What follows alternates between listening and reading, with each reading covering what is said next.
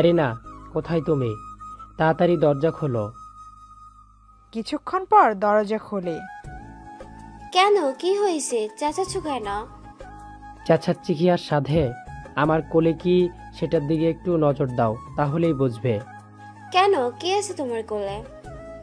এ কি, বাচ্চা কোথা থেকে আনলা? আমি যখন স্কুল থেকে কাজ করে বাসায় ফিরছিলাম, তখন দেখি আমাদের এইখানে যেই আগ্নেয়গিরির লাভার নদীতে ভেসে ভেসে আসতেছে। পরে অনেক কষ্ট করে আমি নদী থেকে তুলে আনলাম। আর দেখো ছেলেটার দিকে তাকিয়ে, কি সুন্দর মায়াবী চোখ দুটো, একদম নীল, যেন বাচ্চাটার সৌন্দর্য যেন আরও বাড়িয়ে তুলেছে। কিন্তু একটা জিনিস ভেবে অবাক হচ্ছে যে আমাদের এখানকার বড় বড় ম্যাজিশিয়ানরা পর্যন্ত যেই আগ্নেয়গিরি ছুলে হাত পুড়ে যায়, সেখানে আমি এই বাচ্চাটাকে কেমন করে দিব্য আগ্নেয়গিরি লাভার মধ্য থেকে ভেসে থাকতে পারে। আমার মনে হয় ও কোনো সাধারণ মনস্টার না, আমাদের থেকেও অধিক শক্তিশালী। আরও একটা কথা ভেবে অবাক হচ্ছি যে বাচ্চাটা সেই তখন থেকে কোনো শব্দ পর্যন্ত করছে না। এখন কি করা যায় বলো তো? দেখি, বাচ্চাটা আমার কাছে দাও তো। এলিনা যখন বাচ্চাটা করে নেয়, তখন বাচ্চাটা শব্দ করে হেসে খেলা করতে থাকে। এদিকে সবার অজান্তে বাচ্চাটার শরীর থেকে একটি নীল ধোঁয়া বের হয়ে এলিনার মধ্যে চলে যায়। এতে করে এলিনার বাচ্চাটার উপর এক অন্যরকম মায়া জন্মায়। আলিফ, আমাদের তো অনেক বছর হয়েছে বিয়ে করছে, কোনো আর বাচ্চাও মা হতে পারলাম না। এখন যদি এই বাচ্চাটাকে আমরা সন্তান মনে করে লালন পালন করি, তাহলে আমাদের সন্তানের অভাবটা পূরণ হবে। এখন বাকিটা তোমার ইচ্ছে, কি বলো তুমি? ঠিক বলেছ। বিয়ে তো করেছি প্রায় 10 বছর, কোনো সন্তানের বাবা ডাক শুনতে পারলাম না। আজ থেকে ও আমাদের সন্তান। কি নাম রাখা যায় বলো তো? আচ্ছা, এলিয়েন রাখলে কেমন হয়? অনেক সুন্দর নাম। তুমি আসো খেতে, বসো। এলিনের খাবারের জন্য ব্যবস্থা করতে হবে তো। তারপর এলিনকে নিয়ে এলিনার রুমে চলে যায়, আর এলিন চলে যায় খাবার খেতে। মহারাজ, শিশু সন্তানটির কোনো হদিশ পাওয়া যাচ্ছে না আজ সন্ধ্যা থেকে। কি বললি? সদ্য জন্মানো শিশু সন্তান কেমনে গায়েব হতে পারে? সত্যি কথা বল, সেখানে কি হয়েছিল? না হলে তোর গদ্দান নিব। মহারাজ, আমরা যখন ওই আলোটি পাহারা দিচ্ছিলাম, তখন দেখলাম আলোটির আকার ধীরে ধীরে বৃদ্ধি পাচ্ছে। তারপর আপনার কথা অনুযায়ী সেখান থেকে একটু শিশু সন্তানের জন্ম হয়। কিন্তু যখন বাচ্চাটি পরিপুষ্ট আকার পায়, তখন হঠাৎ করে বাচ্চাটি পাশের আগ্নেয়গিরির খাদে পড়ে যায়, আর সেখানে বাচ্চাটি ডুবে যায়। আমরা ওইখানে অনেক খুঁজলাম, বাট বাচ্চাটির কোনো ধরনের হদিশ পাওয়া যায় নাই। আমার মনে হয় বাচ্চাটি মারা গেছে। হিসেবে তুমি কথাটা সঠিক বলেছ। ভালোই হলো, তোমাদের আর কষ্ট করে মারতে হলো না। সে নিজে নিজেই মারা গেছে। তুমি এখন যেতে পারো। যাক, বাচ্চাদের চিন্তা থেকে মুক্তি পেয়ে গেলাম। এখন এই খুশি খবরটি পূর্বকে দিতে হবে। পূর্ব এই সংবাদটি শুনলে অনেক আনন্দিত হবে।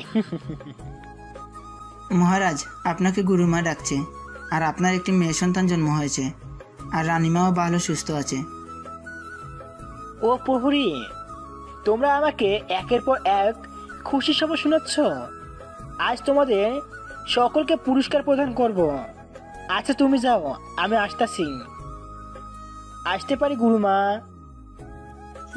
আসো। তোমার জন্য অত্যন্ত খুশির খবর আছে। তোমার মেয়ে সন্তান হয়েছে, আর তার থেকেও বড় কথা, আপনার মেয়ে হবে ড্রাগ কুইন। আর তার থেকেও বড় কথা, আপনার মেয়ে হবে একজন শক্তিশালী মনস্টার স্ত্রী। আরে গুরুমা, আপনারা তো আমাকে একের পর এক চমকদার খবর দিয়ে চলেছেন। আজকে আমার জীবনের সবচেয়ে আনন্দের দিন। আর এদিকে এলিফ যখন খেয়ে দিয়ে ঘুমোতে আসলো, তখন দেখলো যে এলিন তার মায়ের কোলে পরম যত্নে ঘুমাচ্ছে। তা দেখে এলিফ ঠোঁটের কোণে একটা হাসি দিয়ে এলিনের পাশে গিয়ে ঘুমিয়ে পড়ল। পরের দিন সকালে ঘুম থেকে উঠে দেখে যে বাচ্চাটি এখনো এলিনার সাথেই ঘুমিয়ে আছে। এলিনা, এলিনা, এত দেরিতে ঘুম থেকে উঠলে হবে? আমাকে তো আবার খেয়ে কাজে যেতে হবে। কি হয়েছে, ডাকছো কেন? কেন, তুমি কি দেখতে পাচ্ছ না যে সকাল হয়ে গেছে? কি বলছো তুমি? সকাল হয়ে গেছে আর তুমি আমাকে মাত্র বলছো? আমার বাবু এখনো কিছু খায় নাই। কিন্তু এলিনকে নিয়ে যখন ঘুমালাম তখন মনে হলো আমি যেন এক তৃপ্তির সাগর ঘুমিয়ে আছি। এক কাজ করো, তুমি এলিনকে নিয়ে একটু ঘুরে আসো তো, আর এর মাঝে আমি তোমাদের খাবারের ব্যবস্থা করি। আচ্ছা ঠিক আছে। এই বলে এলিনকে কোলে করে হাঁটতে চলে গেল। এদিকে এলিন যখন ঘুম থেকে উঠল তখন দেখলো সে এলিবের কোলে। তখন সে হাত পা নাড়িয়ে খেলা করতে শুরু করলো। হঠাৎ সে এলিবের দাড়ি ধরে টান দিল, আর অপরদিকে এলিবের অবস্থা তো নাজেহাল। সে আহ করে চেঁচিয়ে উঠল। এতে যেন মজা পেয়ে হাসতে লাগলো। সে একের পর এক টান দিচ্ছে আর হাসছে, আর ওইদিকে এলিফের অবস্থা নাজেহাল। এদিকে এলিফ এলিনের সাথে খেলতে খেলতে কখন যে কালো জঙ্গলে ঢুকে গেছে সেটা টেরও পায় নাই। যখন সে বুঝতে পারল তখন অনেক দেরি হয়ে গেছে, কারণ এই জঙ্গলে আছে ব্ল্যাক বিস্ট। এই বিস্টগুলো মূলত হোয়াইট বিস্ট এর থেকে 10 গুণ বেশি শক্তিশালী। এইসব কথা ভেবে যখন সে অল্প স্পিডে দৌড়ে চলে আসবে তখন সে দেখল যে তার সামনে প্রায় 20টার মতো ব্ল্যাক বিস্ট। সে কিছুক্ষণ তাদের দিকে তাকিয়ে মনে মনে কিছু আওড়ালো। তারপর তার হাতে একটা শার্ট চলে আসলো। যখন সে দেখল সব ব্ল্যাক বিস্ট অল্প স্পিডে তার কাছে চলে আসতেছে, তখন সে এলিনকে শক্ত করে ধরে চোখ বন্ধ করে শার্ট দিয়ে একটা স্লাইপ দিল। যখন চোখ খুলল তখন দেখল যে সবগুলো বিস্ট এর মাথা কেটে মাটিতে পড়ে আছে। আস্তে আস্তে সব বিস্টগুলো কালো ধোয়া হয়ে মিলিয়ে গেল, আর সেখানে দেখা গেল কিছু ব্ল্যাক ক্রিস্টাল। এলিবের ঠোঁটের কোণে দেখা গেল এক স্মিত হাসি। তারপর এই ক্রিস্টালগুলো হাতে নিয়ে 10টি ক্রিস্টাল এলিনের বুকে রাখলো, আর সাথে সাথে সেগুলো বুকের সাথে মিশে গেল। 5টা সে নিল, আর বাকি 5টা এলিনার জন্য রাখলো। হোয়াইট ক্রিস্টালগুলো মূলত প্রকৃতি হতে ম্যাজিক পাওয়ার সংগ্রহ করতে সাহায্য করে। যেমন কারো ম্যাজিক পাওয়ার শেষ হয়ে গেল, এই ক্রিস্টালগুলো তাড়াতাড়ি আবার ম্যাজিক উৎপাদন করতে সাহায্য করে। যার ক্রিস্টাল যত বেশি ম্যাজিক পাওয়ার তত বেশি। আর ব্ল্যাক ক্রিস্টালগুলো তো কোনো কথাই নাই। এই ব্ল্যাক ক্রিস্টালগুলো 10 গুণ বেশি পাওয়ারফুল হওয়ার কারণে 10 গুণ তাড়াতাড়ি ম্যাজিক পাওয়ারের ঘাটতি পূরণ করে। ক্রিস্টালগুলো সংগ্রহ করে যখন সে চলে আসতে যাবে হঠাৎ পুরো জঙ্গল কাঁপতে শুরু করলো, আর মনে হচ্ছে যেন এদিকে কিছু একটা দৌড়ে আসতেছে। হঠাৎই আকস্মিক উদ্ভব ঘটনাতে সে যেন বোকা বনে গেল। হঠাৎ পেছন থেকে জোরালো লাথি খেয়ে বাচ্চাটা কোলে সহ দূরে গিয়ে ছিটকে পড়ল। হঠাৎ এই আকস্মিক আক্রমণে এলিপ কিছুতেই বুঝতে পারল না। যখন সে সামনে তাকালো তখন সে ভয়ে কাঁপতে শুরু করলো, কারণ তার সামনে স্বয়ং দাঁড়িয়ে আছে ব্ল্যাক বিস্ট গড। ব্ল্যাক বিস্টের সাথে লড়াই করে একজন এঞ্জেল লেজেন্ডারি গডও পারবে না। এলিপ মনে মনে ভাবছে যে আজ তার ইহলীলা সাঙ্গ হয়ে যাবে। এমনিতেই গডটা রেগে আছে, কারণ তার এলাকায় সে ঢুকেছে। তার উপর তার সবথেকে শক্তিশালী সৈন্যদের হত্যা করেছে। আজ তো তার রেহাই নাই। যখনই এরিন বিস্টটিকে দেখল, তখনই সে হাততালি দেওয়া শুরু করলো। এতে যেন বিস্টটার রাগের অন্ত নেই। এরিন হাততালি দিতে দিতে ছটপট করতে করতে কোল থেকে নেমে পড়ল। বাচ্চাটিকে দেখে বিস্টের যেন লোভে জিভ দিয়ে লালা ঝরছে। এলিভের বিস্টের মতিগতি বোঝা হয়ে গেছে। যখনই বিস্টটা এরিনকে আক্রমণ করতে যাচ্ছিল, এলিভ আলতো স্পিডে গিয়ে বিস্টটাকে বুক বরাবর একটা স্লাইড দেয়। এতে করে বিস্টের বুক খানিকটা কেটে যায়। কিন্তু অবাক করার বিষয় হলো যে সেই ক্ষতটা 3 সেকেন্ডের মাঝেই হিল হয়ে যায়। এতে যেন এলিভের আত্মারাম খাঁচা ছাড়া হয়ে গেল। এবার বিস্টটা অনেক রেগে আলতো স্পিডে দৌড়ে এসে এলিভের বুক বরাবর লাথি মারল। এতে করে এলিভ 4-5টা গাছ ভেঙে দূরে ছিটকে পড়ে। এবার বিস্টের মুখে দেখা গেল এক তৃপ্তির হাসি। এবার সে আস্তে আস্তে এলিভের দিকে এগোতে লাগলো। এলিভ তো ভাবছে আজ হয়তো তার শেষ দিন, আর হয়তো তার এরিনার সাথে দেখা হবে না, আর না হবে তার রাজ্যকে শত্রুমুক্ত করা। আজ হয়তো তার এখান থেকে চিরমুক্তি হবে। মনস্টার ওয়ার্ল্ড থেকে বিদায়, মনস্টার ওয়ার্ল্ডের দুনিয়া। যখনই বিস্ট এসে যখনই তার ঘাড় থেকে মাথা আলাদা করবে, তখনই এক জোরালো ঘুষিতে দূরে ছিটকে গিয়ে পড়ল। এলিভ তো হতবাক হয়ে গেছে। এ কি করে সম্ভব? এ হতে পারে না বলে 2 পা পিছিয়ে গেল। এলিভ তো হতবাক হয়ে গেছে। এ কি করে সম্ভব? এ হতে পারে না বলে 2 পা পিছিয়ে গেল। এত ছোট বাচ্চার শরীরে এত শক্তি কেমন করে? যে বৃষ্টিকে একজন লিজেন্ডারি গড ও এই বৃষ্টিকে লড়াতে সক্ষম নয়, আর সেই বৃষ্টিকে বিক্রে ফেলে দিতে পারে, এই কাজ তো একেবারেই অসম্ভব ব্যাপার। এদিকে এরিন বিস্টকে খুশি দিয়ে হাততালি দিয়ে হাসতে থাকে। এদিকে এলিভ ভাবতে থাকে, এত ছোট বাচ্চা কি করে এক জায়গা হতে অন্য জায়গায় এত তাড়াতাড়ি হতে পারে? কিছু বুঝলেন না তো? আমি বুঝিয়ে দিচ্ছি। এলিভকে যখন বৃষ্টি আক্রমণ করে, তখন এলিভ আর এরিন দুজন দুদিকে ছিটকে পড়ে। এতে এরিনের রাগ উঠে যায়। যখনই এলিভকে আবার আক্রমণ করতে যায়, তখন এরিনের চোখ নীল থেকে গাঢ় নীল হতে থাকে। যখনই এলিভকে থাবা দিতে যায়, তখনই এরিন সুপার স্পিডে গিয়ে বৃষ্টির পা বরাবর একটা ঘুষি মারে, আর এতে করে বৃষ্টি দূরে কয়েকটি গাছ ভেঙে ছিটকে পড়ে। আরে ভাই, আমাদের নায়কের যদি এতটুকু পার না থাকে,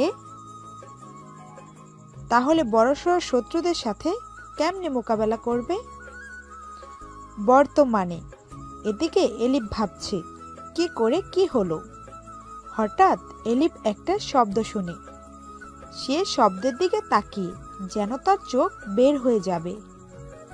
সাথে সাথে চোখ থেকে অঝরে বৃষ্টির ন্যায় পানি পড়তে শুরু করলো। সে সেখানে হাঁটু গেড়ে বসে কান্না করতে থাকলো। হঠাৎ এলিভের চোখ দুটো রাগে চটচটে সাদা হয়ে গেল। সে মনে মনে কিছু স্মরণ করে এবং তার হাতে হঠাৎ একটা সাদা তলোয়ার দৃশ্যমান হলো। সেটা থেকে সাদা ধোঁয়া ছাড়তে লাগলো। সে কিছুক্ষণ শার্টটিকে ধরে সমস্ত শক্তি দিয়ে এক বিশাল বড় হোয়াইট বল তৈরি করতে লাগলো। হঠাৎ বলটিকে বিস্টটির দিকে ছুঁড়ে মারলো। বলটি বিস্টের বুকে লাগার সাথে সাথে বিস্টের বুকে এক বিশাল বড় ক্ষতের সৃষ্টি হলো। কিন্তু অবাক করা বিষয় হলো যে ক্ষতটা সাথে সাথেই হিল হয়ে গেল। এদিকে এলিফ অনেকদিন পর অ্যাঞ্জেল পাওয়ার ব্যবহার করার কারণে শরীরে আর এক বিন্দু শক্তিও অবশিষ্ট নাই। এদিকে এলিফ এটা ভেবে খুব কষ্ট পেল যে তার বাচ্চাটিকে বাঁচাতে পারল না। এই ভেবে এলিফের চোখ দিয়ে বৃষ্টির মতো পানি ঝরতে লাগলো। এদিকে বৃষ্টি অল্প স্পিডে দৌড়ে এসে এলিফের বুক বরাবর একটি থাবা বসালো। এতে এলিফ দূরে গিয়ে ছিটকে পড়ল আর তার বুকের অবস্থা নাজেহাল। ব্ল্যাক বিস্টের থাবা জায়গায় হিলও হচ্ছে না, বরং বুকে যেন আরো গভীর ক্ষতের সৃষ্টি হচ্ছে। এদিকে বৃষ্টি গিয়ে যখন আবার ঘাড় বরাবর থাবা বসাবে, হঠাৎ আবার বৃষ্টি গিয়ে দূরে ছিটকে পড়ল। এদিকে বৃষ্টির আক্রমণ সফল না হওয়ার কারণে রেগে গেল।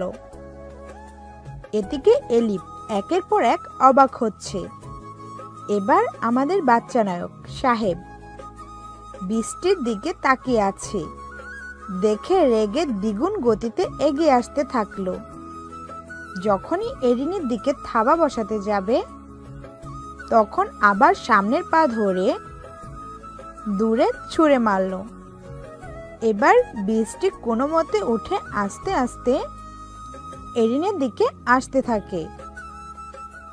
যখন এরিনের সামনে বৃষ্টি আসে, তখন এলিন বৃষ্টির চোখের দিকে তাকায়। দুজন দুজনের চোখের দিকে অনেকক্ষণ ধরে তাকিয়ে আছে। এদিকে এলিফ তাদের দুজনের কাণ্ড দেখছে আর শরীরের ব্যথায় যেন দম বন্ধ হয়ে আসছে। অপরদিকে এরিনের দিকে তাকিয়ে থাকতে থাকতে হঠাৎ বৃষ্টি বড় হাঁ করে এরিনকে সরাসরি গিলে ফেলে।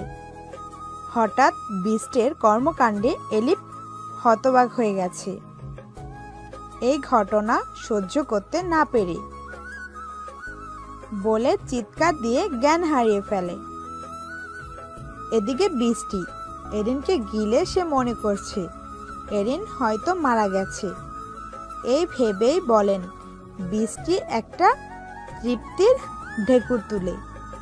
হঠাৎ প্রাসাদে মৃত্যুর কথা হঠাৎ মনে হলে বৃষ্টির গড রেগে এলিফের দিকে আক্রমণ করতে এগিয়ে আসে। কিন্তু যখনই এলিফকে মারতে যাবে, তখনই হঠাৎ বৃষ্টি ব্যথায় কুঁকিয়ে ওঠে, ধপাস করে মাটিতে বসে পড়ে। বৃষ্টির যেন মনে হচ্ছে কেউ তার ভেতরে সবকিছু ছিঁড়ে ফেলছে।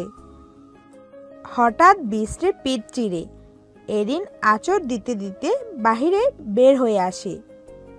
ব্ল্যাক বিস্ট গড ব্যথা হজম করতে না পেরে সেখানে মৃত্যুবরণ করে। যখনই বৃষ্টির শরীর থেকে এরিন বাহির হয়ে যায়, তখনই বিস্ট গড এর শরীর গলতে শুরু করে। কিছুক্ষণ এর মাঝে বিস্টের শরীর লাভার ন্যায় গলে মাটির সাথে মিশে যায়। সেখানে রয়ে গেল দুইটি ব্ল্যাক ক্রিস্টাল আর একটি স্টোন। এইগুলোর দিকে অবাক দৃষ্টিতে তাকিয়ে রইল এরিন। হঠাৎ ব্ল্যাক স্টোন আর ব্ল্যাক ক্রিস্টালগুলো এসে এরিনের বুকের ভেতর ঢুকে যায়। হঠাৎ এরকম একটা ঘটনা ঘটায় এরিন ভয় পেয়ে যায় আর ব্যথায় জ্ঞান হারায়। মিটিমিটি করে দুই চোখ খুলতে লাগলো। হালকা হালকা চোখ খুলে সে সামনে সাদা কিছু একটা দেখতে পেল। যখন সে সম্পূর্ণ চোখ খুলল, সামনের দিকে তাকিয়ে ভয়ে ভরকে গেল, কারণ তার সামনে স্বয়ং হোয়াইট বিস্ট গড দাঁড়িয়ে আছে। পেও না, আমি তোমার কোনো ক্ষতি করতে আসিনি। তো কিসের জন্য আসছেন? আমার জানা মতে কোনো বিস্ট অথবা ড্রাগন মানুষের সাথে কথা বলতে পারে না, আর আপনি কি করে আমার সাথে কথা বলতে পারেন? আমরা কারোর সাথে কথা বলতে পারি না, কিন্তু সৃষ্টিকর্তা কিছু সময়ের জন্য কথা বলার ক্ষমতা দিয়েছেন। কি কথা বলতে এসেছেন আপনি? আর আমার এরিন কোথায়? এই বলে এলিপ অস্থির হয়ে গেল। বলছি, অস্থির হবার কোনো দরকার নাই। তোমার ছেলে সুরক্ষিত আছে, ওই যে দেখো গাছের নিচে শায়িত অবস্থায় আছে। কিন্তু আমি আর এরিন দুইজনে বেঁচে থাকলাম কেমনে? এটা তো একেবারেই অসম্ভব ব্যাপার। বলছি, যখনই ব্ল্যাক বিস্ট গড এরিনকে গিলে ফেলে তখন। আপনারা তো ঘটনা জানেনই। এটা অসাধ্য ব্যাপার, কিন্তু আমার জানা মতে ব্লেড গড এর দেওয়া আঘাত স্বয়ং হিলার গডও হিল করতে পারে না। তাহলে আমি কিভাবে বেঁচে ফিরলাম? এই আঘাত কোনো হিলার এই হিল করতে পারতো না। কিন্তু তুমি এটা নিশ্চয়ই জানো যে বিষে বিষক্ষয়। ঠিক তেমনই আমি আর ব্ল্যাক গড একে অপরের বিপরীত ক্রিয়া। যদিও আমার থেকে ব্ল্যাক গডের পাওয়ার বেশি, তাও কারো থেকে কেউ কম না, তাই তোমাকে হেল্প করতে পারলাম। ও, বুঝলাম। আরও কিছু কথা আছে যেগুলো তোমাকে তোমার রাজ্যে ফেরত পেতে ও মনস্টার ওয়ার্ল্ডের ভালো হবে। কি সেই কথাগুলো? এটুকু অস্থির হয়ে। বলছি, অস্থির হবার কোনো দরকার নাই। এরিন হবে ভবিষ্যৎ the strong king of monster world. কি সেই কথাগুলো? আর তার কাছে রয়েছে এক্সপ্লেটেড স্টোন, যেটাকে বাংলা ভাষায় বলে শোষণকারী পাথর। এটা এতদিন ব্ল্যাক বিস্ট গড এর কাছে সুরক্ষিত ছিল, কিন্তু এরিন ব্ল্যাক বিস্ট গডকে হত্যা করার কারণে এটা ইচ্ছায় এটা এরিনের হয়ে যায়, যার ফলস্বরূপ এই স্টোনটা এরিনের বুকের মাঝে ঢুকে যায়। আর এরিন একসাথে এত শক্তি হজম করতে না পারায় অজ্ঞান হয়ে গেছে। কিন্তু এর প্রভাব বেশি থাকায় এরিনের সকল পাওয়ার সিল হয়ে গেছে। প্রতি 5 বছর পর পর তার শক্তিগুলো আস্তে আস্তে আনলক হয়ে যাবে। 20 বছর হলে সে তার সম্পূর্ণ শক্তি ব্যবহারের উপর নিয়ন্ত্রণ করতে পারবে। কিন্তু স্টোনের প্রতি সম্পূর্ণ নিয়ন্ত্রণ আনতে গেলে তার বয়স নিম্নতম 27 বছর হতে হবে। আর সৃষ্টিকর্তা এলিনকে তোমাদের ভালোর জন্যই বানিয়েছে। হয়তো তোমাদের নিঃসন্তানের জন্য সৃষ্টিকর্তা তোমাদের কাছে পাঠিয়েছে। আর এলিন হয়তো 2 দিন অজ্ঞান হয়ে থাকবে। আমি আর কথা বলতে পারতেছি না, হয়তো আমার সময় শেষ, আমাকে যেতে হবে। এতটুকু পর্যন্ত বলেই তার কণ্ঠস্বর বন্ধ হয়ে গেল। তারপর এলিনের দিকে তাকিয়ে চলে গেল। এদিকে এলিপ এলিনের দিকে তাকিয়ে, হে সৃষ্টিকর্তা, তোমাকে অনেক ধন্যবাদ। আজ থেকে এরিনকে আমাদের নিজ সন্তান মনে করে বড় করে তুলব। তাকে আমি আমার জীবন দিয়ে হলেও রক্ষা করব। এতটুকু বলে আকাশের দিকে তাকিয়ে দুফোঁটা চোখের পানি গড়িয়ে পড়ল। এ কান্না তো সুখের কান্না। সে তাড়াতাড়ি চোখের পানি মুছে এরিনকে কোলে তোলার জন্য সামনের দিকে অগ্রসর হতে থাকে। কিন্তু যখন এরিনকে কোলে তুলে, তখন তো তার অবাকের তুলনা হয় না, কারণ এরিনের তো কোনো ওজনই নেই। সে যেন এক টুকরা তোলা। এ আর এমন কি ব্যাপার? আমার ছেলে তো the star king of monster world, এটুকু তো স্টেঞ্জ হতেই পারে। এই কথা বলে সে বাড়ির দিকে অগ্রসর হতে থাকে। কিন্তু যখন কালো জঙ্গল পার হয়, তখন দেখে যে অর্ধরাত হয়ে গেছে। এটা ভেবে এলিবের মনের ভেতর একটা ভয় ঢুকে গেছে, কারণ সেই দিন বেঁচে গিয়েছিল বাচ্চাটার জন্য। কিন্তু আজ কি করে বাঁচবে? আজ তার ডাইনি বউ তাকে কাঁচা চিবিয়ে খাবে। এই কথা মনে মনে ভেবে বাসার সামনে গিয়ে দেখে এরিনা বাসার সামনে দরজার সাথে বসে কান্না করতেছে। একটু সামনে গিয়ে ভয়ে ভয়ে ডাক দেয়, এরিনা, এরিনা, কি হয়েছে? কান্না করছো কেন? দেখো, আমি সুস্থ আছি আর তোমার কাছে এসে গেছি। অ্যালিফকে দেখা মাত্র এলি এর বুকে ঝাঁপিয়ে পড়ে, খিলঘুষি মারতে লাগলো। এলিপ জানতো যে এলিনা এমন করবে, তাই এক হাত দিয়ে এরিনাকে একটু দূরে রাখলো। একটা কথা, এলিপদের বাসা জঙ্গলের কাছে, আর এলিপ একটা বিদ্যালয়ে পিয়নের কাজ করে। আর এলিপ কি করে তার রাজ্য থেকে এখানে আসলো সেটার রহস্য না হয় পরে উদ্ঘাটন করা হবে। চলুন গল্পে ফেরা যাক। আরে এরিনা, কি করছো তুমি? এরকম করলে আমার হাত থেকে এরিন হতে যাবে তো। এতক্ষণে এরিনার জ্ঞান আসলো। এরিবের কথা মনে হতেই এরিনা এলিবের হাত থেকে ছু মেরে এরিবকে কুলে নিয়ে গেল, আর নিয়েই মায়ের পরম যত্নে নাকে মুখে চুমু দিতে শুরু করলো। কিন্তু কিছুক্ষণ পর এরিনা এলিবের দিকে অবাক দৃষ্টিতে তাকালো। এলিব বুঝতে পারলো কেন এরিনা তার দিকে এরকম ভাবে তাকিয়ে আছে। বলছি একটু অপেক্ষা করো, আগে আমাকে এক পেয়ালা পানি দাও, তারপর বলছি। এদিকে এরিনা বাচ্চাটাকে কোলে করে পালঙ্কে শোয়ালো আর পানি নিয়ে এসে এলিপকে দিল। এলিপ এক নিমেষেই পানিটা পান করে ফেলল। আমার বাচ্চার কি হয়েছে? আর কে আমার বাচ্চা এমন করছে? তাকে আমি ছাড়বো না, তাকে আমি জানে মেরে ফেলবো। তুমি কি মারবে তাকে? এরিন এইটাকে মেরে ফেলেছে। কি বলছো? এরিনের মতো এত ছোট বাচ্চা কি করে একজনকে মেরে ফেলতে পারে? দেখতে হবে না কার বাচ্চা? সে না হয় বুঝলাম, আসল কথা বলো, আমার বাচ্চার এমন অবস্থা কেমন করে হলো? আর আমার বাচ্চার ওজন নাই কেন? বলছি আমাদের বাচ্চা কোনো সাধারণ বাচ্চা না, সে হলো the strongest king of monster world. আর আমাদের এরিন আমাদের রাজ্যকে ফেরত আনতে পারবে। আর ওই স্থানে যে যে ঘটনা ঘটেছিল সব শুরু থেকে শেষ পর্যন্ত বলল, আর আপনারা তো জানেনই, তাই আর রিপিট করলাম না।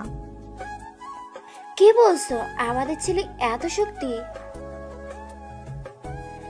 আর সৃষ্টিকর্তা এরিনকে আমাদের জন্য সৃষ্টি করেছে? আমার তো বিশ্বাস হচ্ছে না। এই ইরিনকে কিন্তু এই শক্তিগুলো সবার থেকে লুকিয়ে রাখতে হবে, না হলে তার কোনো ক্ষতি হতে পারে। সেটা তুমি ঠিক বলছো। এখন আমাকে খেতে দাও, আজ শরীরের উপর অনেক ধকল গেছে, আর এরিনের জ্ঞান ফেরার অপেক্ষায় থাকতে হবে। তাড়াতাড়ি খাবার দাও, সকাল থেকে না খেয়ে আছি। খেয়ে আমায় উদ্ধার করো। আর জীবনও যদি ওই কালো জঙ্গলে যাও, আর এই ঠ্যাংগুলো ঠ্যাংয়ের জায়গায় থাকবে না। যথা অজ্ঞা মহারানী। এরিনার মুখটা অন্ধকারে আচ্ছন্ন হয়ে গেল। এখন আর অতীত ভেবে কষ্ট পেতে হবে না, সঠিক সময় আর বেশি দেরি নেই। অনেকগুলো বছর অপেক্ষা করলাম, আর এই কিছু বছর অপেক্ষা করতে পারবো না। যত ধরো সময় এলে নিয়তি সব ঠিক করে দিবে। এখন আমাদের সময়ের অপেক্ষা করা ছাড়া কিছুই করার নেই। চোখের পানি মুছে খেতে আসো, খাবার ঠান্ডা হয়ে যাবে। তারপর এলিপ আর এরিনা খাবার খেয়ে এরিনকে মাঝখানে রেখে ঘুমিয়ে পড়ল। আজ 2 দিন পর এরিবের জ্ঞান ফেরার আশা নিয়ে এলিপ স্কুলের কাজকর্ম করে এরিনাকে নিয়ে এরিনের পাশে বসে তার জ্ঞান ফেরার অপেক্ষা করছে। হঠাৎ এরিনের হাত পা গুলো হালকা নাড়াচাড়া করছে। তারপর এলিপ এরিনের মুখের কাছে গিয়ে এরিনকে ভালো করে দেখার চেষ্টা করতেছে। হঠাৎ এরিন এলিবের দাড়ি ধরে আবার টান দেয়। এলিবের এমন করুণ অবস্থা দেখে এরিনা আর ঠিক থাকতে পারল না। খিটখিট করে হেসে এরিনকে কোলে তুলে নেয়। এরিনার সাথে সাথে এরিনও হাত পা নাড়িয়ে খিটখিট করে হেসে খেলা করতে থাকে। এদিকে এলিপ তাদের দুজনের কর্মকাণ্ড দেখে দাঁত কিরমির করে বলা শুরু করলো, কি পেলে আমার বাড়িতে? সবাই শুধু আমার বাড়ির দিকে নজর দাও। সেটা তোমায় বুঝতে হবে না, তোমায় দায়ী না থাকলে তো আর এমন হতো না। আচ্ছা বাদ দাও, আর বাচ্চাটাকে এখন পর্যন্ত গোসল করানো হলো না। তাই বলি কি, এখন গোসল করা, কি বলো? ঠিক কথা বলছো। আমি পানি আনছি, তুমি বাবুকে নিয়ে আসো। যখন বাচ্চাটিকে গোসল করানোর জন্য জামা খুলল, তখন তার শরীরের দিকে তাকিয়ে এলিফ বলে চিৎকার দিল, প্রভু কোথায় আপনি? সারাদিন প্রভু। আগে বল, আমি তোকে যেই কাজটা দিয়েছিলাম সেটা ঠিকভাবে করছস নাকি? আর তোকে বলেছিলাম যে কাজ শেষ না করা অবধি আমার সাথে কথা বলবি না। প্রভু, আমি আপনার দোয়ায় কাজটি সম্পন্ন করেছি। তোর কাজে আমি খুশি হয়েছি। বল তুই কি চাস? প্রভু, আপনি আমাকে বলছিলেন যে আমি যদি কাজটি সম্পন্ন করতে পারি তাহলে আমাকে একটা ড্রাকু শার্টটি দিবেন। কিছুক্ষণ পর তার সামনে একটা শার্ট দৃশ্যমান হলো। ধন্যবাদ প্রভু। ধন্যবাদ দেওয়ার কিছুই নেই। এই শার্টের সম্পূর্ণ শক্তি পেতে 20 বছর সময় লাগবে। আর 20 বছর পরে তুই এটাকে স্পর্শ করতে পারবি। এর আগে তুই বা অন্য কেউ যদি এটিকে স্পর্শ করিস তাহলে যে স্পর্শ করবে তার সকল পাওয়ার এনজার্ভ করে ফেলবে। এইটা শুধুমাত্র তোর জন্য। আর 20 বছর পর তোর কাছ থেকে অন্য কিছু চাইবো এটার পরিবর্তে। তখন তুই না চাইলেও সেটা আমাকে দিতে হবে। এখন আমি চলে যাই, কথা হবে 20 বছর পর। ততদিন তোর মেয়ের খেয়াল রাখবি। এই বলেই আওয়াজটি বন্ধ হয়ে গেল। এদিকে কিংয়ের মুখে দেখা গেল এক চিলতে শয়তানি হাসি। যখন বাচ্চাটিকে গোসল করানোর জন্য জামা খুলল, তখন তার শরীরের দিকে তাকিয়ে এলিফ বলে এক চিৎকার দিল, কি হয়েছে? চেঁচামেচি করছো কেন? সেটা তুমি নিজের চোখেই দেখো। এই বলে এরিনকে এলিফের দিকে ফেরালো। আর এলিফ তো এরিনের দিকে তাকিয়ে অবাক, কারণ বুকের বাম পাশে সূর্যের ন্যায় একটা প্রতিচ্ছবি আঁকা, আর বুকের মাঝখানে একটা ব্ল্যাক ড্রাগনের ছবি আঁকা। এরিফ তো এসব দেখে রীতিমতো ভয়ের সাথে অবাকও হয়েছে, কারণ এরকম সে তো তার জীবনে প্রথম দেখল। কিন্তু পরক্ষণে তার মনে হলো তার ছেলে কোনো স্বাভাবিক ছেলে না, তার ছেলে হলো the strange king of monster world. এরকম তো তার কাছে থাকতেই পারে। এটা মনে করে তার ঠোঁটের কোণে দেখা গেল এক তৃপ্তির হাসি। আরে এরিনা, তুমি অবাক হচ্ছ কেন? এটা তো আমার ছেলের জন্য কিছুই না। তুমি কি ভুলে গেছো আমাদের ছেলে পুরো মনস্টার ওয়ার্ল্ড শাসন করার শক্তির অধিকারী হবে? তাই এটা তো কিছুই না। আমাদের তো আরো অনেক কিছু দেখার বাকি আছে। এটা তো আমি ভুলেই গিয়েছিলাম। তুমি এখন যাও, আজ তোমার উপর অনেক ধকল গেছে। তুমি গিয়ে এখন বিশ্রাম করো, আমি বাবুকে গোসল করাই নিয়ে আসি। তাড়াতাড়ি করো, আমার আবার খুব খিদা লাগছে। তুমি যাও, আমি আসতেছি। তারপর এরিনা এরিনকে গোসল করিয়ে নিয়ে ঘরে যায়। এখন তো খাবার দাও, আমার আবার সহ্য হচ্ছে না। তারপর এলিফকে খাবার খাইয়ে এরিনকে খাওয়ানো শুরু করলো, আর এরিনও ভালো ছেলের মতো খাবারগুলো খেয়ে নিল। খাওয়া দাওয়া শেষে সবাই ঘুমোতে চলে গেল। কিং একটা ছেলের সাথে যুদ্ধরত অবস্থায় আছে, আর ছেলেটার সাথে সে কোনো মতেই পাচ্ছে না। ছেলেটা একাই তার সকল সৈন্যদের মেরে ফেলেছে। তা দেখে কিংয়ের রাগের তো কোনো অন্ত নেই। কিং হঠাৎ তার শার্ট ড্রাকে। তারপর সে ড্রাকুকে ছেলেটির বুকের মাঝে বসিয়ে দেয়। সে মনে করেছে ছেলেটিকে সে মেরে ফেলেছে। এটা ভেবে সে গগন ফাটানো শব্দে হাসি দিতে থাকে, কিন্তু হঠাৎ সে পেছন দিকে তাকিয়ে অবাক, কারণ ছেলেটির বুকে বেঁধানো শার্টটি আস্তে আস্তে তার বিলীন হয়ে হাতলটার নিচে পড়ে গেল। তারপর ছেলেটির বুকের বাম পাশ থেকে চিৎকার দিয়ে একটা লাভার শার্ট বাহির করলো। তারপর হঠাৎ শার্টটি কিংয়ের বুকে ঢুকিয়ে দেয় আর কিং সেখানেই পড়ে যায়। না। হঠাৎ চিৎকারের শব্দে কিংয়ের পাশে শুয়ে থাকা রানী ধরপড়িয়ে ঘুম থেকে উঠে। কি হয়েছে কিং? আপনি এভাবে চিৎকার দিলেন যে? কিছু না, তুমি ঘুমাও। আচ্ছা কিং। এদিকে কিং ভাবছে এটা কি দেখলো, আবার কিছুক্ষণ পর ভাবলো ধুর, এসব স্বপ্ন তো স্বপ্নই। তারপর কিংও ঘুমিয়ে পড়ল। এদিকে এরিনের 5 বছর হওয়ার কিছুদিন আগে। বাবা এরিন, আর কত ঘুমাবি? সকাল হয়ে গেছে, এখন প্রশিক্ষণে যাবি না? যাবো তো ফ্রেন্ড, আর একটু পরে যাব। এরিন তার বাবাকে ফ্রেন্ড বলে ডাকে আর তার মাকে মা বলে ডাকে।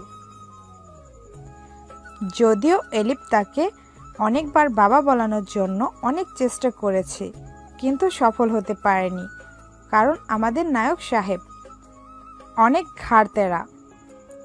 তাকে যেটা না করা যায় সে সেটা আরো বেশি করে করে। না বাবা, এখনই যাব, আর কিছুক্ষণ পর এমপিপিবিতে ভর্তি করাবো। এখনো পর্যন্ত কোনো স্পেশাল এই পড়তে পারি না, আর পারলেও স্পেশালও কোনো করাতে পারিস না। এমপিবি মানে হলো ম্যাজিক্যাল প্রাথমিক বিদ্যালয়। এখানে 5 বছর বয়স থেকে 15 বছর বয়স পর্যন্ত বাচ্চাদের ম্যাজিক সহ বিভিন্ন বিষয়ে শিক্ষা প্রদান করা হয়। এলিবের দাড়িতে ধরে টান দিয়ে। আচ্ছা ফ্রেন্ড, তুমি যাও, আমি একটু পরে আবার আসতেছি। তোর এই দাড়ি ধরে টান দেওয়ার অভ্যাসটা আর গেল না। আচ্ছা তাড়াতাড়ি কর, তোর মা মনে হয় রান্না করা শুরু করে দিয়েছে। রান্না শেষ করার আগে আসতে হবে, সময় মাত্র আধা ঘন্টা প্রায়, তাই বলছে তাড়াতাড়ি। এটা বলেই এলিপ চলে গেল। আর এদিকে এরিন সকালের কাজ শেষ করে মাকে বলে এলিবের সাথে রওনা দিল। ফ্রেন্ড, তোমাকে আজকে নিয়ে 332 বার হারাবো। তুই শুধু তলোয়ারবাজি ছাড়া আর কি পারো? শুধু এই রাতেই আমাকে হারাতে পারিস। এবার দেখব কে কার হারাই। হয়েছে, আর এতবার বলতে হবে না, কাজের ফলাফল দেখা যাবে। এরিন কোনো ম্যাজিক্যাল পাওয়ার ব্যবহার করতে পারে না, তার একমাত্র কারণ। আর তার প্রতি 5 বছর পর পর তার শক্তিগুলো আনলক হবে, আর 20তম জন্মদিনে তার সকল পাওয়ার ব্যবহার করতে পারবে। চলুন গল্পে ফেরা যাক। শুরু হলো তরোয়াল যুদ্ধ। তরোয়ালের ঝনঝন শব্দে চারদিকে যেন থরথর করে কাঁপছে। অনেকক্ষণ যুদ্ধ করার পর এলিপ ক্লান্ত হয়ে গেছে, কিন্তু এরিনের আক্রমণের গতি যেন থামার কোনো সময়ই পাচ্ছে না। হঠাৎ এক সময় এরিন লাফ দিয়ে বুকে ধাক্কা দিয়ে মাটিতে ফেলে গলা বরাবর একটা স্লাইড দেয়। এদিকে এলিপ মনে করছে সে হয়তো মারা গেছে, কিন্তু কিছুক্ষণ পর সে আবিষ্কার করে সে বেঁচে আছে। সামনের দিকে তাকিয়ে দেখে এরিন সামনের দিকে তাকিয়ে গলা বরাবর তরোয়ালটি রাখে। এতে এলিপের যেন ভয়ে শেষ হয়ে যাওয়ার উপক্রম। কোনো মতে অনেক কষ্টে এলিপ বলে, আমি হার স্বীকার করছি। এটা শুনে সাথে সাথে এলিপের গলা থেকে তরোয়ালটা নামায়। দেখলি ফ্রেন্ড, আমি বলছিলাম না তুমি আজকে আমার কাছে হারবে। দেখলে তো, কথা যা দিই তাই করি। ঘাটতেরা ছেলে থাকলে যা হয় আর কি। কিছুদিন পরে এমবিপিতে ভর্তি করাইলে শিক্ষকরা আমাকে বকা দিবে, কারণ তুই আজ পর্যন্ত কোনো স্পেল ব্যবহার করতে পারিস না। শোন, এবার কিন্তু বেশি হয়ে যাচ্ছে, আমি কিন্তু মার কাছে বিচার দেব। কি বিচার দিবি? তুই তো নদীর পার আর বাড়ি ছাড়া কোথাও যাস না। সেটা না গেলেও আমি জানি তুই বিদ্যালয়ে কাজ কর, আর সেখানে একটা আন্টিও কাজ করে। তো কি হয়েছে? এখানে বিচার দেওয়ার মতো কিছুই হয়নি। কে বলেছে বিচার দেওয়ার মতো কিছু নেই? আমি আমার কাছে গিয়ে বলবো তুমি পিয়নের আন্টির দিকে তাকিয়ে থাকো। আচ্ছা বাপ, আর বলবো না। তারপরেও তোর মার এসব কাছে বলিস না, এবার থেকে আর ওই রকম বলবো না। হুম হুম, এবার থেকে মনে থাকে যেন। মনে থাকবে। আধা প্রহর তো শেষ হয়ে গেছে, চল এবার বাড়ি ফেরা যাওয়া যাক। এরিন আর এলিপের সম্পর্ক বাপ ছেলে থেকেও বন্ধুত্বের দিক বেশি, তাই ছোটবেলার থেকেই এলিপকে ফ্রেন্ড বলে ডাকে। চল। এদিকে এলিপ একটু সামনে সামনে যাচ্ছে আর এরিন তার পেছন পেছন নাচতে নাচতে যাচ্ছে। হঠাৎ এরিন ফ্রেন্ড বলে জোরে ডাক দিল। এলিপ মনে করেছে এরিনের হয়তো কিছু হয়েছে, তাই ভয়ে পেছনের দিকে তাকায়। তাকিয়ে তো সে অবাক, কারণ এরিনের সামনে একটা সাদা ধবধবে একটা নাম না জানা পাখি। এরকম পাখি তার জীবনে সে প্রথম দেখলো। কি হয়েছে বাবা, এইখানে পাখি কোথা থেকে আসলো? জানি না ফ্রেন্ড, আমি যাবার সময় এটাকে দেখে তোমাকে ডাক দেই। এখন কি এটাকে চুয়ে দেখবো? আচ্ছা দেখ, এটা জীবিত আছে নাকি। আচ্ছা বলে যখনই পাখিটাকে ছুলো, এলিপ আর এরিনের চোখের আড়ালে শরীর থেকে একটা সাদা আলো বাহির হয়ে পাখিটার শরীরে লাগলো, আর লাগার সাথে সাথে সুস্থ হয়ে কোথাও উড়ে চলে যায়। এরিন পাখিটা চলে যাওয়ার দিকে মন খারাপ করে তাকিয়ে রইল। তারা যখন উঠে চলে যাবে, হঠাৎ পাখিটা উড়ে এসে এরিনের কাঁধের উপর বসে। এটা দেখে তো এরিনের খুশির কোনো অন্ত নেই। আরে বা, তোর তো দেখাই খুব সুন্দর একটা পার্টনার রয়েছে, আমারও তো একটা আছে। থাক, পরে দেখবো না। পরে তোমারটার সাথে আমারটা যুদ্ধ করাবো, তখন দেখবো কারটা কত বেশি শক্তিশালী। বাপ, তোর কি যুদ্ধ ছাড়া মুখ থেকে আর কোনো কথা বাহির হয় না? এরকম ফাইজলামি করতে করতে তারা বাসায় পৌঁছে গেল। তারপর এরিন তার মাকে তার পার্টনারটা দেখালো। তার মাও অনেক খুশি, কারণ যে তার ছেলে এত ছোট থাকাকালীন একটা পার্টনার পেয়েছে। তারপর সকলেই খাবার খেতে বসলো। এরিন পাখিটাকে নিজ হাতে খাওয়াচ্ছে আর নিজেও খাচ্ছে। সবাই খাওয়া দাওয়ার পর নিজ নিজ কাজে ব্যস্ত হয়ে পড়ল। এলিপ চলে গেল তার স্কুলে। তারপর এরিন পাখিটাকে নিয়ে বাড়ির পেছনে বড় গাছের নিচে বসলো। হঠাৎ পাখিটা রূপ বদল করে। এটা দেখে তো এরিনের ভয়ে শরীর কাঁপতে শুরু করলো। এ যেন সে ভয়ঙ্কর দুনিয়াতে চলে গেছে। এরিন যখনই সেখান থেকে দৌড়ে চলে আসতে যাবে, তখনই তারপর এরিন পাখিটাকে নিয়ে বাড়ির পেছনে বড় গাছটার নিচে বসলো। হঠাৎ পাখিটা রূপ বদল করে। এটা দেখে তো এরিনের ভয়ে শরীর কাঁপতে শুরু করে। এ যেন সে ভয়ঙ্কর দুনিয়াতে চলে গেছে। এরিন যখনই সেখান থেকে দৌড়ে চলে আসতে যাবে, তখনই পাখিটা কথা বলতে শুরু করলো। কোথায় যাচ্ছ এরিন? আমাকে ভয় পেও না, আমার দিকে তাকিয়ে দেখো। এরিন সেদিকে তাকিয়ে দেখে একটা বিশাল বড় ড্রাগন। এটা দেখে তো সে আরো বেশি ভয় পেয়ে গেল, কারণ সে এরকম জিনিস আর কোনোদিন দেখেনি। কে তুমি?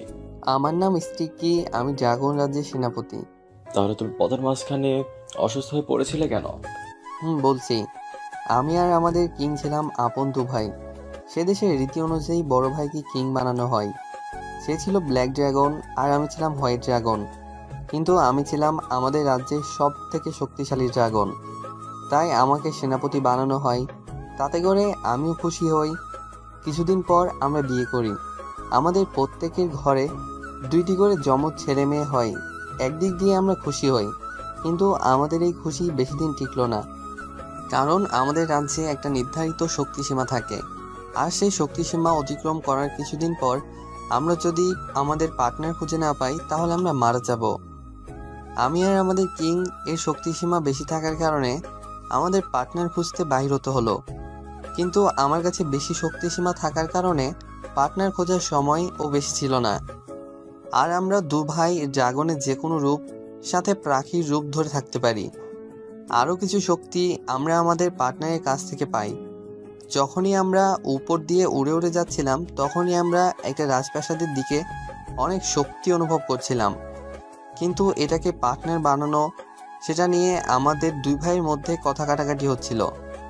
ভাই, তুমি তো সকল কিছুই পেলে, আর আমার হাতেও বেশি সময় নেই, যে কোনো সময় আমি মারা যেতে পারি, তাই তুমি এটা না নিয়ে আমাকে দাও। সেটা কি বললে দিয়ে দেবো নাকি? এত শক্তিশালী পার্টনার আর কোথায় পাবো? আর বেশি কথা না বলে তুই তার পার্টনার খুঁজতে চলে যা, আমি আমারটা পেয়ে গিয়েছি। ভাই, দয়া করে দিয়ে দাও এটা আমাকে, আর আমার সময়ও কম, যে কোনো সময় আমি মারা যেতে পারি। না না, তা বললে তো আর হবে না। তুই আমার সাথে যদি যুদ্ধে বিজয় অর্জন করতে পারিস তাহলে এটা তোর। দেখো ভাই, এখন আমার কাছে সময়ও কম, শক্তির সীমাও কম, তাই আমাকে এক চুল নড়বার শক্তিও নেই। এত কম শক্তি নিয়ে এসেছিস? এত শক্তি এসেছে, এত শক্তিশালী মনিস্টারের সাথে পার্টনার করতে যা বাঘ। এই বলে সে তার ড্রাগন ফর্মে চলে আসলো। আমার সময় প্রায় শেষ হওয়ার পথে, তাই আমি আমার ফর্মে আসতে পারি নাই। আমি আমার হোয়াইট বার্ডের রূপে ছিলাম, আর আমাকে তার সর্বশক্তি দিয়ে জোরে লাথি মারলো। আর আমি উঠতে উঠতে এসে পড়লাম তুমি যেখানে পেয়েছিলে সেখানে। আমি তো মনে করেছি যে আজ হয়তো আমার দিন শেখার। যখনই আমার চোখ দুটো বন্ধ হতে যাবে ঠিক তখনই তুমি এসে আমাকে স্পর্শ করো আর আমি সুস্থ হয়ে যাই। আমি তো মনে করেছিলাম তুমি খুব বড় হিলার, তাই আমাকে হিল করে দিলে। আমি তো মনে করেছি আমি হয়তো এ যাত্রায় বেঁচে গেছি, তাই মনে সুখে উড়াল দিলাম আকাশে আমার পার্টনার খোঁজার জন্য। কিন্তু হঠাৎ আমার মনে হলো কোনো মনস্টারের পক্ষে একজন ড্রাগনকে হিল করা কোনো দিন সম্ভব না, তাই তোমাকে পার্টনার বানানোর যোগ্য কিনা সেটা বাছাই করার জন্য আমি উড়ে যাই তোমার কাঁধে বসার জন্য। তোমার কাঁধে বসার আগে আমার একটা পায়ের আঙ্গুলে একটু ক্ষত করে দেই, যেটা দিয়ে রক্ত পড়তে থাকে। তারপর তোমার কাঁধে গিয়ে বসে তোমার কাঁধে পা দিয়ে একটু ক্ষত করে দিই। তারপর আমার পায়ের ক্ষতস্থান থেকে গড়িয়ে পড়া কিছুটা রক্ত ফেলি সেখানে। সব বুঝলাম, কিন্তু এটার কারণ কি? বলছি, এটার কারণ হলো যে আমাদের পার্টনার হওয়ার যোগ্য একমাত্র সেই আমাদের রক্ত তার শরীরে ধারণ করতে পারে। তার যদি ধারণ করতে না পারে তাহলে তার মৃত্যু অনিবার্য। তারপর কি হলো? তারপর আপনার ক্ষতের মাঝে আমার রক্তের কয়েক ফোঁটা ঢেলে দেই, কিন্তু অবিশ্বাস্য হিসেবে তোমার সাথে সাথে আমার ক্ষতস্থানও হিল হয়ে যায়, আর তোমার শরীর হতে একটা লাল রঙের আলো বের হয়ে আমার শরীরে ঢুকে যায়। এরিন, এরিন, কোথায় তুই? তাড়াতাড়ি ঘরে আয়, কাজ আছে। কি হলো, কথা বলিস না কেন? এই রে, মা ডাকছে, পরে কথা হবে। আসছি মা। তারপর স্টিকি তার পাখি রূপ নিয়ে এরিনের কাঁধে বসলো। এরিনও মুচকি হেসে তার মায়ের কাছে চলে যায়। আজ এরিনের জন্মদিন, আজ তার 5 বছর পূর্ণ হবে। বিস্টের কথা যদি সত্যি প্রমাণিত হয় তাহলে আজ সে কোনো এক বিশেষ কিছু শক্তি পেতে যাচ্ছে। কিন্তু এরিনের মা বাবা আজকে এরিনকে নিয়ে খুব ভয় করছে, কারণ তারা যখন কোনো শক্তি পেত তখন তাদের শরীর অসংখ্য ব্যথা করত। কিন্তু এরিনের বেলায় ভিন্ন, কারণ সকাল থেকে এরিনের মুখে কোনো ব্যথার ছাপ পাওয়া যাচ্ছে না, বরং তার শরীরে রয়েছে তৃপ্তির ছায়া। এরিন নিজেও জানে না যে আজ তার সাথে কি হতে যাচ্ছে। সে তার পার্টনারের সাথে খেলায় ব্যস্ত। আজ এরিনের চিন্তায় তার বাবা মা কেউই খায়নি। তার বাবা তো তার চিন্তায় স্কুলে যাওয়াই বাদ দিয়ে দিয়েছে। এরিন, তোর কি শরীর খারাপ লাগছে? না মা, কেন বলো তো? খারাপ লাগবে? আমার তো আজ অনেক ভালো লাগছে, যেন আমার আজ হারিয়ে যাওয়া কোনো কিছু ফেরত পাচ্ছে। এটা বলেই আবার স্টিকি এর সাথে খেলা শুরু করলো। এদিকে এরিনা আর এলিপ তো ভয়ে শেষ, কারণ এরিন যদি তাদের মতো কষ্ট করে তাহলে তারা আর এই কষ্ট সহ্য করতে পারবে না। যতই হোক তাদের একমাত্র আদরের ছেলে। সন্ধ্যার সময়। এরিন, কোথায় তুই? হেই তো মা, উঠানে। তাড়াতাড়ি ঘরে আয়, তোর বাবা তোকে ডাকছে। ঘরে এসে কি হলো, ডাকছিলে কেন ফ্রেন্ড? আমি তো বাইরে খেলা করছিলাম। বলতো বাবা, আজ তোর কি? কি আবার আমার আজকে? বলছি আগে তোর চোখ দুটো বন্ধ কর, আজ তোর জন্য অনেক চমকদার জিনিস অপেক্ষা করছে। আচ্ছা, আমি চোখ বন্ধ করলাম, বলো। কিছুক্ষণ পর এবার চোখ দুটো খুলো, তাহলেই বুঝতে পারবি। চোখ দুটো খুলে তো অবাক হয়ে গেছে, কারণ তাদের পুরো বাড়ি ম্যাজিক্যাল আলোর ধারায় আলোকিত হয়ে গেছে। এরিনও তো চারদিকে অবাক পানে তাকিয়ে রইল। যখনই এরিন কিছু বলতে যাবে, তখনই এলিপ তাড়াতাড়ি এসে চোখ দুটো আবার হাত দিয়ে ঢেকে দিল, আর এরিনকে কোলে করে উঠানের পাশে এসে এরিনকে কোল থেকে নামিয়ে দিল। এবার এলিপ এরিনকে বলে, বাবা এবার চোখ দুটো খোলো। এরিন তো চোখ খুলতেই অবাক, কারণ তার বাড়ির উঠানের মাঝখানে বিভিন্ন ধরনের ম্যাজিক্যাল আলো দিয়ে তার নামকে সুন্দর করে লেখা হয়েছে। তার পাশে লেখা হয়েছে শুভ জন্মদিন। এবার এরিন সোজা দৌড়ে এসে সোজা এলিপের কোলে লাফ দিয়ে উঠে ধাড়ি ধরে টান দিয়ে কপালে একটা চুমু দিল। বাপ ছেলের এরকম কাণ্ড দেখে এরিনা তো হাসতে হাসতে পেটে ব্যথা করতেছে। হইছে, এবার সবাই খেতে আসো। আচ্ছা, আসতেছি। এরিন দৌড়ে খাবার টেবিলের পাশে এসে তো অবাক, কারণ আজ তার মা তার জন্য বাহারি সব খাবারের আয়োজন করেছে। সে তো আর সইতেই পারল না। এরিন তো খাবার দেখার সাথে সাথে খাবারের উপর হুমড়ি খেয়ে পড়ল। এলিপ আর এরিনা তো এরিনের কর্মকারখানা দেখে হাসতে হাসতে পেট ফেটে যাওয়ার অবস্থা। কিন্তু হঠাৎ এলিপের চোখ থেকে দুপোটা পানি গড়িয়ে পড়ল। কি হলো, তুমি কাঁদছো কেন? আজ তো আমাদের খুশির দিন, আজ আমাদের ছেলের জন্মদিন। আজ আমাদের ছেলের জন্মদিন, কিন্তু আমরা তো তার জন্য কিছুই করতে পারলাম না। সারা বছরেও আমাদের ছেলে আমার কাছে কিচ্ছু দাবি করে না, আমরা যা দিই তাতেই সন্তুষ্ট থাকে। কিন্তু আমি তার বয়সে কত আবদার করতাম। কিছু টাকার বেতনের চাকরি দিয়ে আমাদের সংসার কোনো মতে চলে। আজ যদি আমাদের আগের অবস্থায় ফিরে যেতে পারতাম, তাহলে আর এত কষ্ট করতে হতো না। এসব আমার কপালে লেখা ছিল। সেসব ভেবে আর কষ্ট পেতে হবে না, দেখবে একদিন সব ঠিক হয়ে যাবে। সেদিন আর কখনোই আসবে না। এই বলে চোখের পানি মুছে ফেলল। আসবে আসবে, খুব তাড়াতাড়ি আসবে, হয়তো সময় খুব নিকটে। আচ্ছা, এসব কথা বাদ দাও, আসো খেতে আসো। এদিকে তো এরিন কবজি ডুবে খাচ্ছে, কারণ বছরে একবার সে এরকম খাবার খেতে পারে। এদিকে সবাই খাওয়া দাওয়া করার পর সবাই ঘুমিয়ে গেল। কারো আর মনেই নাই যে আজকে এরিনের জীবনে কি আসতে চলেছে। হঠাৎ এরিনের ঘুমের মাঝখানে মনে হলো এরিন হাওয়ায় ভাসতেছে। এরিন চোখ খুলে দেখে সে সত্যিই হাওয়ায় শুয়ে আছে, আর একটু হলেই সে ঘরের ছাদের সাথে লেগে যাবে। এরিন তো ভয়ে শেষ, এখন সে কি করবে? সে তার বাবা মাকে অনেক ডাকলো, কিন্তু তারা কেউ সাড়া দেয় না। এরিন স্টিকুকে ডাক দেয় তার সাহায্যের জন্য, কিন্তু একই ডানা মেলে উঠতে পারতেছে না, আর কথাও বলতে পারতেছে না। এই ঘটনায় যেন স্টিকি আর এরিন ভয় পেয়ে গেল। স্মৃতি, দয়া করে আমাকে সাহায্য কর বন্ধু। আমার কি হয়েছে?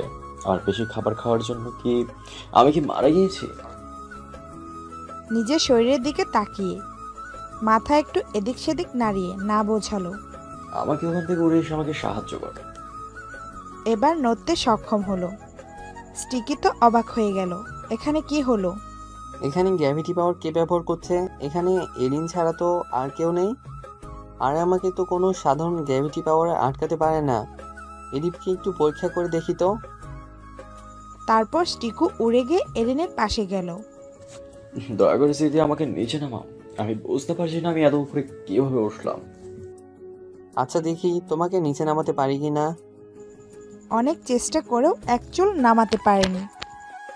আমি ভাবছিলাম তাই হলো। কি ভাবছো তুমি?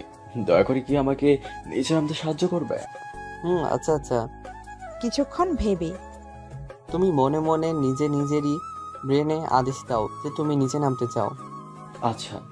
এলিন নিজেই ব্রেইনকে আদেশ করলো সে নিচে নামতে চায়, কিন্তু সে অবিশ্বাস্য হিসেবে নিচে নেমে গেল। এতক্ষণে স্টিকির সম্পূর্ণ বিশ্বাস হলো যে এরিন সবচেয়ে পাওয়ারফুল গ্রাফিটি পরিচালনা করতে পারে। এটা কিভাবে সম্ভব হলো? এটা তো একেবারে অসম্ভব। এটা শুধু তোমার জন্য সম্ভব, আর কেউ এটা তোমার মতো করতে পারবে না। আমি তো আমার পার্টনারকে নিয়ে গর্ববোধ করি। তুমি একজন অন্যতম গ্র্যাভিটি কন্ট্রোলার। এই ব্রাভিকে দিয়ে কি করা যায়? এটা একটি অন্যতম ম্যাজিক্যাল পাওয়ার। এটার দ্বারা তুমি এক বা একাধিক মানুষ অথবা জিনিসকে নিয়ন্ত্রণ করতে পারো। তুমি তাদের যা নিদর্শন করবে তারাও তা করতে বাধ্য। ওরে বাবা, এটা তো একটা ভয়ঙ্কর ব্যাপার। এই শক্তি যার ভেতরে থাকে সে তো খুব ভয়ঙ্কর হয়। সেটা সঠিক বলছো, কিন্তু এইরকম মনস্টার খুব কম। 100 এর মাঝে 5 জন। আচ্ছা, সে সমস্ত কথা বাদ দাও। চলো এখন তোমার এই পাওয়ার সম্পর্কে নিবে। আমাকে অনুসরণ করো। কিন্তু এত রাতে মা বকবে। আরে বকবো কিভাবে? তোমার মা আর বাবা তো ঘুমে, কাল সকালের আগে আর উঠবে না। তাই আমি যা বলছি তা করো। আচ্ছা ঠিক আছে। এটা বলে স্টিকিকে অনুসরণ করতে করতে জঙ্গলে এসে গেল। আচ্ছা ঠিক আছে। এটা বলে স্টিকিকে অনুসরণ করতে করতে জঙ্গলে এসে গেল। তারা জঙ্গলের একটা ফাঁকা জায়গায় চলে আসে তাদের অনুশীলন করার জন্য। আচ্ছা সব ঠিক আছে, কিন্তু তুমি কিভাবে জানলে যে এটা আমার প্রাকৃতিক পাওয়ার? এটা তো তোমার জানার কথা না। বলছি। আমাদের রাজ্যে একটা বই আছে যেখানে এর সম্পর্কে লেখা আছে। যদিও এই পাওয়ারওয়ালা পার্টনার একমাত্র আমার বড়দাদা পেয়েছিল, কিন্তু সে তোমার মতো এত বড় গ্র্যাভিটি ম্যাজিশিয়ান না। আরেকটা কথা, আমাদের মধ্যে যারা যেরকম পার্টনার শক্তির পার্টনার পাই, সেটা আমাদের রাজ্যের পার্টনার বুক এ নিজে নিজে লেখা হয়ে যায়। ও, এতক্ষণে বুঝলাম, কিন্তু আমরা এখানে আসলাম কিভাবে? আমরা এখানে আসলাম আমরা নিজেদের শক্তিগুলো অনুসরণ করার জন্য। আমি আমার শক্তিগুলো কেমনে ব্যবহার করব সেটা জানি। আমি আমারটা অনুসরণ করতেছি, তুমি তোমারটা করো। কিন্তু মনে রাখতে হবে তুমি তোমার মস্তিষ্কের ভেতর তোমার জোর দিয়ে কাজ করবে, তাহলে তুমি তোমার কাজের সাফল্য অর্জন করতে পারবে। তা যা করবে তা তোমার মন থেকে করবা, আর মস্তিষ্কের ওপর জোর দিয়ে করবা, তাহলে তুমি সফল হতে পারবা। আচ্ছা, আমি আমার মতো চেষ্টা করছি। আগের বারের মতো এরিন নিজের মাইন্ডকে আদেশ দিল যে সে হাওয়ায় উঠতে চায়। সে কিছুটা উপরে উঠল, কিন্তু হঠাৎ সে নিচের দিকে পড়ে যেতে লাগলো। সে কিছু ভাবতে ভাবতে নিচে পড়ে গেল। হঠাৎ নিচে পড়ে যাওয়ার কারণে কিছুটা ব্যথা পেল, কিন্তু সেটা আর বেশিক্ষণ রইল না, সাথে সাথেই ঠিক হয়ে গেল। এরিন কিছুটা অবাক হয়ে গেল, কিন্তু পরক্ষণে কিছু ভেবে আবার সে অনুশীলন করতে ব্যস্ত হয়ে গেল। কিন্তু এবার আর উঠতে পারছে না। সে মনে মনে ভাবল, স্টিকু তো বলেছিল আমাকে আগে নিজের মস্তিষ্কের উপর নিয়ন্ত্রণ করতে হবে, না হলে আমি এটা পারবো না। সে মাটিতে বসে ধ্যানে বসে গেল। অনেকক্ষণ পর সে আবার নিজের মস্তিষ্কের উপর নিয়ন্ত্রণ করতে সফল হয়। সে যখন চোখ খুলল তখন তো সে অবাক হয়ে গেল, কারণ সে তো মেঘের কোলে বসে আছে। সে যখন নিচের দিকে তাকালো সে তো ভয়ে শেষ, কারণ সে যদি নিচে পড়ে যায় তাহলে তার আর বাঁচার কোনো আশাই নেই। সে তাড়াতাড়ি স্টিকুকে ডাক দিল। স্মৃতি, কোথায় তুমি?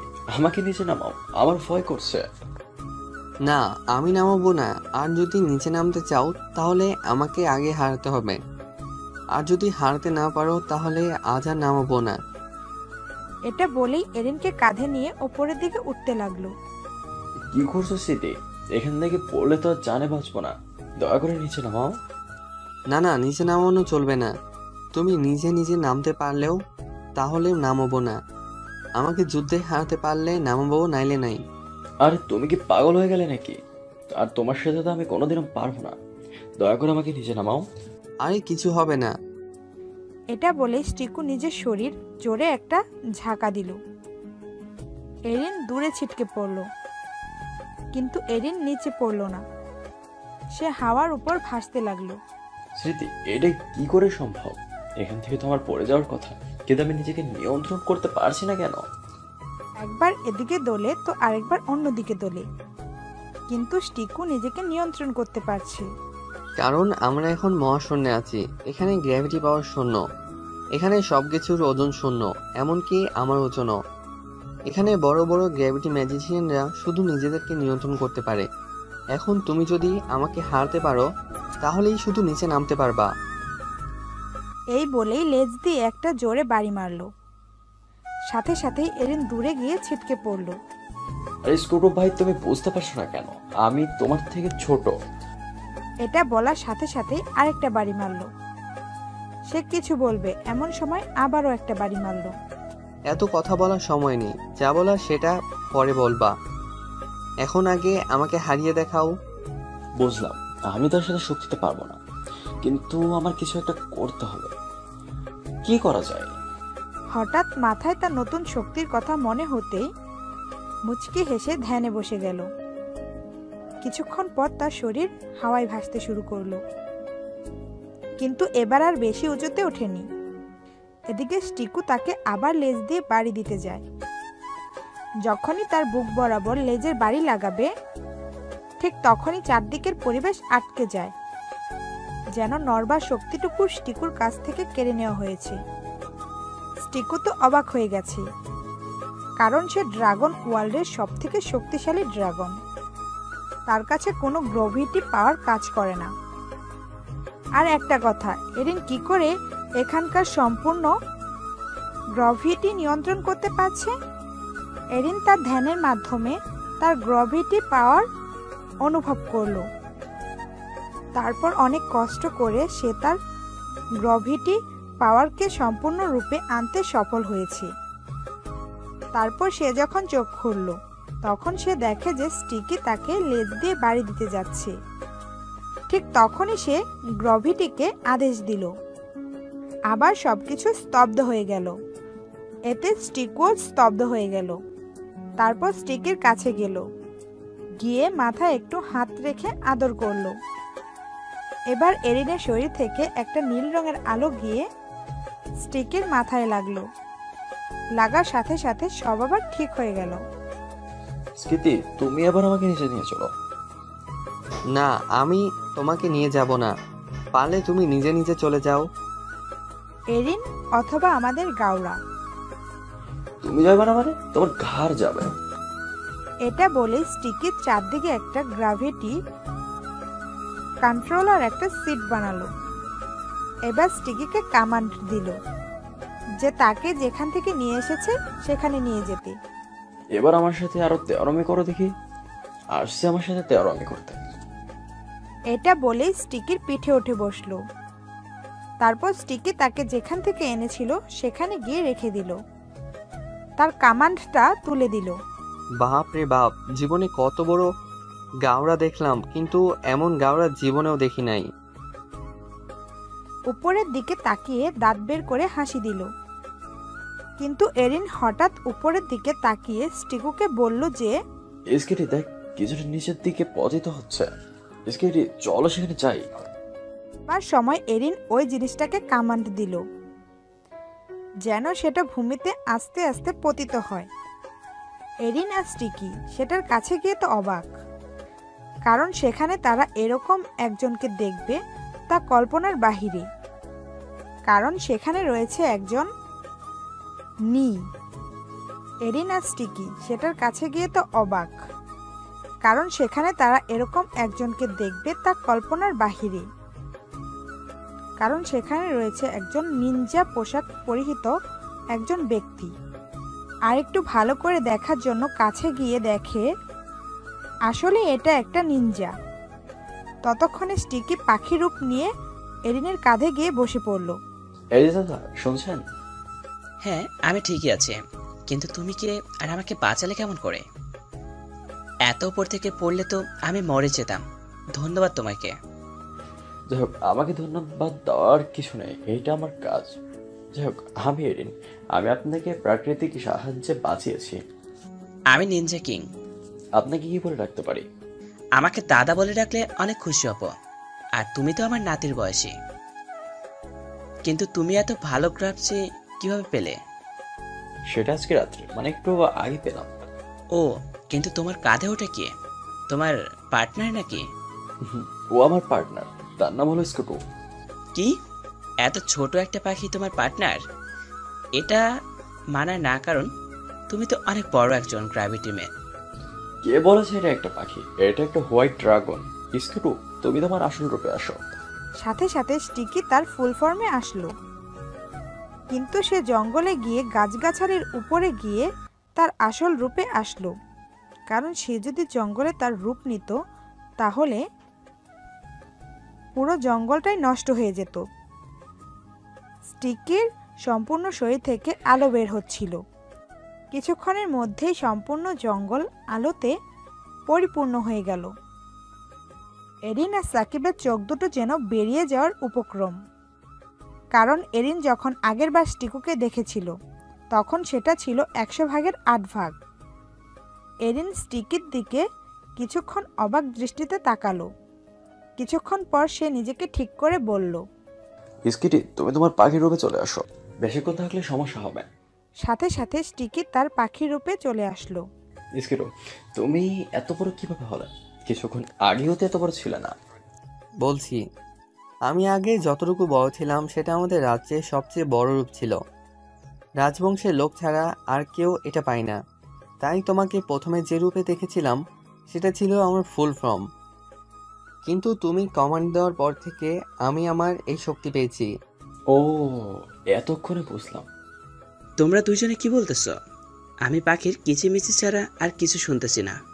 স্কুটো আমার পার্টনার, আর স্কুটোর কথা আমি ছাড়া কে বুঝতে পারবে? আপনার পার্টনার নেই? না, কেন? নিজেদের পার্টনার থাকে না? আমরা শুধু পাখিদের সাহায্যের জন্য আদান প্রদান করি। ও, তাও না হয় বুঝলাম, কিন্তু আপনি এখানে আসলেন কি করে? আমার জানা মতে নিনজা আর অ্যাঞ্জেল এই দুনিয়ার ওপর আকাশে। স্টিকি আবার তোমার সাথে কি বলতেছে? স্কিটি যা বলছে, নিজিয়া আর অ্যাঞ্জেল উপর আকাশে। এখানে কি করে আসলেন? আসছি কি আর সাথে প্রতারণার শিকার হয়ে আসলাম। কি হয়েছিল সেটা একটু বলেন। বলছি। নিনজা রাজ্য, নিনজা কিংডমের সবচেয়ে পাওয়ারফুল নিনজারা হলো সাকিব, মানে আমি। আমার সাথে কোনো নিনজার লড়াই করতে ভয় পাই। আমার 2 জন সন্তান, একজন ছেলে আর একজন মেয়ে। মেয়ের নাম সাকিবা আর ছেলের নাম শাকিল। মেয়ে সন্তানটি বড় আর ছেলেটির বয়স এবার মাত্র 9 বছর পার হয়েছে। শাকিলকে এক নজর দেখার জন্য তাদের রাজ্যে সকল ছেলে অপেক্ষার প্রহর গুনছে, কিন্তু সে একটু অহংকারী। সে তার ছোট ভাইকে দেখতেই পারে না। তার অবশ্য একটা কারণ আছে।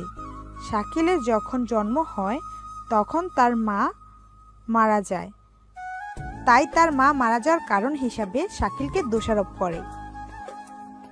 তাই সাকিবা তার চোখের বিষ, সুযোগ পেলেই তাকে মারধর করে। হঠাৎ একদিন, বাবা, আমার আর এই রাজ্যে ভালো লাগছে না, তাই আমি ভাবছি কালকে রাজ্যের বাইরে একটু ঘুরতে যাব। মা মারা যাবার পর থেকে তো আমার সাথে বেশি কথা বলে না। এতদিন আমার সাথে কথা বললো, তাই অনুমতি দিয়েছে। আচ্ছা, তোমার সাথে কে কে যাবে? আমার সাথে 2 বান্ধবী যাবে। আচ্ছা ঠিক আছে, কিন্তু সাথে কি নিনজা সৈন্য নিয়ে গেলে ভালো তো? না, আমি নিজে নিজে কিছুটা সময় একাকী কাটাতে চাই। আচ্ছা, তোমাদের জন্য আমি আস্তাবল হতে ব্রঙ্কিরাজ ঘোড়ার প্রস্তুত করতে বলছি। এখন যাও। এই মুহূর্তে শাকিল তাদের কক্ষে উপস্থিত হয়। বাবা, আপু কোথায় যাবে?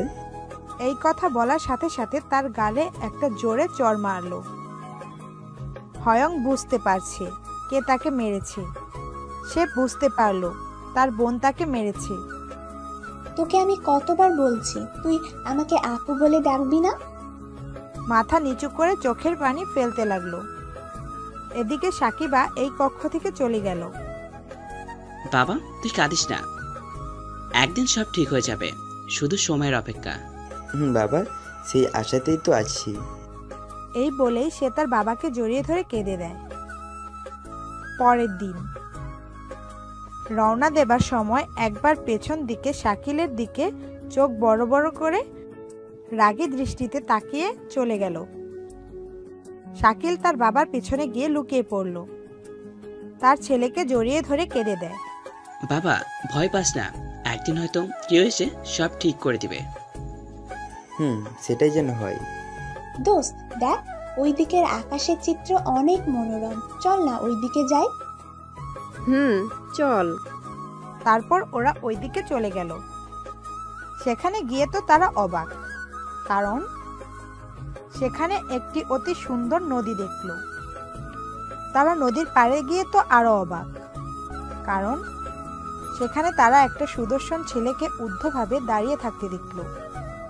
কিন্তু পেছনের দিকে তাকিয়ে তো তারা আরো অবাক, কারণ পেছনের দিকে দেখতে অসম্ভব সুন্দর লাগছে। এই যে শুনছেন? হ্যাঁ বলুন। এই বলে লোকটি পেছন ফিরল। সাকিবা লোকটির দিকে অবাক পানে তাকিয়ে আছে, আর লোকটিও তার দিকে তাকিয়ে আছে। একজন আরেকজনের সৌন্দর্যে মোহিত হয়ে গেছে।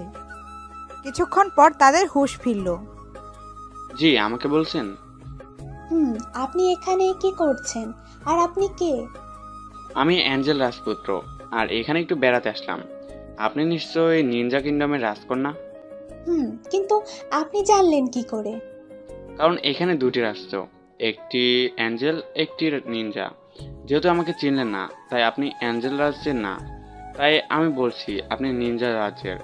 আর আপনার চেহারা যেহেতু রাজকন্যার মতো, তাই আপনি ওই রাজ্যের রাজকন্যা। আরে আপনার তো অনেক বুদ্ধি। ওই আর কি। তো এখানে কেন আসলেন? আচ্ছা ঠিক আছে, কথা বলার মতো তো একজনকে পেলাম। তারপর তার বান্ধবীদের বলল তারা যেন চলে যায়। বান্ধবীরাও চলে যায়। তারপর লোকটির সাথে প্রায় সন্ধ্যা পর্যন্ত কথা বলে তাদের রাজ্যে চলে যায়। এভাবে প্রায় প্রতিদিন তারা এক জায়গায় এসে কথা বলতো।